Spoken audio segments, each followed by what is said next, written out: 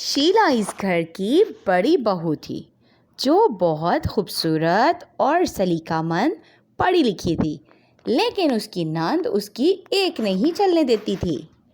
अगर कभी शीला घर में किसी मामले में मशवरा देती तो उसकी ननंद उसके मशवरे को रद्द करके हमेशा अपनी ही मनवाती थी। ऐसे ही वक्त गुजरता गया और एक दिन, बहू, मेरे भांजे की सालगिरह है और मुझे समझ नहीं आ रही कि मैं अपने भांजे को क्या गिफ्ट दूं, और मैं अपने मैके में खाली हाथ भी नहीं जा सकती। दिमाग काम ही नहीं कर रहा कि मैं सबके लिए क्या लेकर जाऊं। माँ जी, मेरी माँ ने तो कोई शादी थोड़ा है, आप सिर्फ उसके लिए ही तोहफा लेके जाइए जिसकी सालगिरह है, और साथ ही आप अपने भांजे को कुछ पैसे भी दे देना।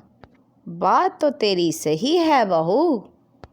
तेरी और बबलू की जब शादी हुई थी तो मेरे भाई ने भी तुझे सोने के कड़े दिए थे।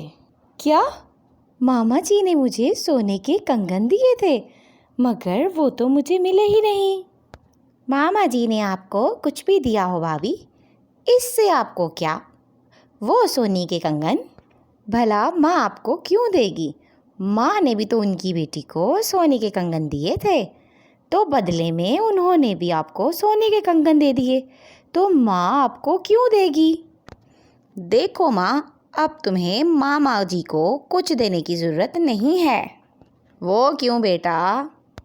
माँ, मामा के 3 बच्चे हैं, 2 को तो आप पहले ही उनकी शादियों पे तोहफे दे चुकी हो, अब बच्चा 1 बच्चा, और आपके हैं 2 बच्चे।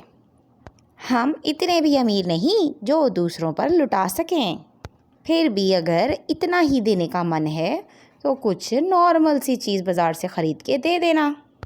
दीदी, हमें ऐसा नहीं सोचना चाहिए। मामा जी हमेशा सुख दुख में हमारा साथ देते हैं। भाभी, मैं तुमसे बड़ी हूँ, अब तुम मुझे ना सिखाओ कि मुझे क्या करना है और क्या नहीं करना। और हाँ माँ, तुम जैसा मैंने कहा है ना वैसा ही करना। फालतू पैसे उड़ाने की ज़रूरत नहीं है। अब सास भी अपनी बेटी की बात मानती है और बहू की बात नहीं मानती, क्योंकि उसकी बेटी का घर में बहुत कंट्रोल था और वो हर वक्त अपनी ही बात मनवाती थी। शीला इतनी शरीफ थी कि वो अपनी ननंद को कभी कुछ कह ही नहीं पाती थी। और यूं वक्त बीतता गया और वक्त के साथ साथ उसकी ननंद की यूं ही घर में सबसे ज़्यादा चलती रहती है। भाभी, आज खाने में क्या बना रही हो? प्लीज़ आज कुछ अच्छा बना लेना। बहुत दिन हो गए हैं घर में चावल नहीं बने, और बबलू जी को मेरे हाथ के चावल बहुत पसंद हैं, और मैं सोच रही हूँ आज मज़ेदार चावल ही बना लूँ। कभी अपने और अपने मियाँ की पसंद से भी बाहर निकलो, कभी हमारी भी पसंद को देख लो बीबी। घर में वही बनेगा जो मैं कहूँगी। मैंने हमेशा देखा है कि ननंद छोटी भी हो तो उसकी शादी पहले हो जाती है, और ये बुढ़ी हो गई है, पता नहीं इसकी शादी कब होगी। कैसी लड़की है जिसने अपने छोटे भाई की शादी पहले करवा दी और ख़ुद अभी तक कव्वारी बैठी हुई है। शायद इसी वजह से इसका रिश्ता किसी फैमिली में नहीं हो पा रहा, क्योंकि ये उम्र की भी बड़ी है और बदतमीज़ भी है, इसीलिए इसकी शादी अभी तक नहीं हो पा रही है। अरे भाभी, क्या सोच रही हो? अरे जी, मैं क्या सोचूंगी, कुछ भी नहीं। आपने जो बनवाना है वो आप बता दें, मैं बना दूंगी। वक्त यूं ही गुजरता गया। वक्त के साथ साथ उसकी ननंद की बदतमीज़ियाँ बढ़ती जा रही थीं। उसका जो दिल करता था वो वही मनमानी करती थी, और शीला अपनी ननंद की बदतमीज़ियों से और मनमानियों से तंग आ चुकी थी। फिर वो एक दिन बबलू से कहती है, बबलू जी, आपको और आपके घर वालों को नज़र नहीं आता कि आपकी दीदी घर में बैठी कितनी बड़ी हो रही है? अब आप उनकी शादी कब करवाएंगे? ऐसा ना हो कि अभी तो रिश्ते आ रहे हैं, कुछ समय बाद उनके रिश्ते ही आना बंद हो जाएं। अरे क्या हुआ शीला, तुम इतनी नाराज़ क्यों हो रही हो? क्या मतलब? आप जानते नहीं हो अपनी बहन को? हमेशा इस घर में आपकी बहन की ही चलती है। मैं जो कहती हूँ दीदी ठीक उसका उल्टा करती है। पता नहीं वो मेरे साथ ऐसा क्यों करती हैं। इस घर में कभी मेरे मन की नहीं चलती है। अरे दीदी तुमसे बड़ी है तो जाहिरी बात है तुम्हें अपने से बड़ों का कहना मानना ही पड़ेगा।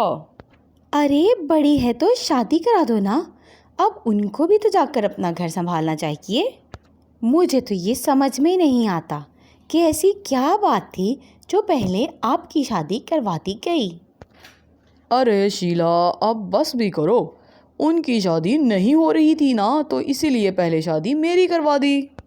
इतना कहकर बबलू नाराज हो जाता है और वहाँ से चला जाता है। ऐसे ही वक्त गुजर जाता है और एक दिन घर में जूतों वाला आता है और उसमें से शीला को एक जूता पसंद आ जाता है। मैं सालगिरह पर यही जूता पहनूंगी, ये मेरी साड़ी के साथ मैच करता है। सच में भाभी, आपकी चॉइस तो बहुत ही अजीब है। आपकी साड़ी के साथ ये जूता कब सूट करेगा? कोई ज़रूरत नहीं है ये जूता लेने की। मैंने आपके लिए एक जूता पसंद कर लिया है और आप अपनी साड़ी के साथ वही जूता पहनेंगी। सही किया बेटा तूने। शीला बहू पर यही जूता सूट करेगा, उसकी साड़ी के साथ। सस्ते का सस्ता और अच्छे का अच्छा।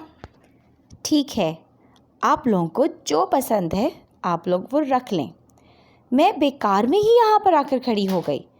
जब मेरी पसंद का ख्याल ही नहीं है तो मैं चीज़ें पसंद करने ही क्यों आई? आज पहली बार शीला अपने गुस्से पर कंट्रोल नहीं कर पाई और सबके सामने जवाब देकर वहाँ से चली जाती है।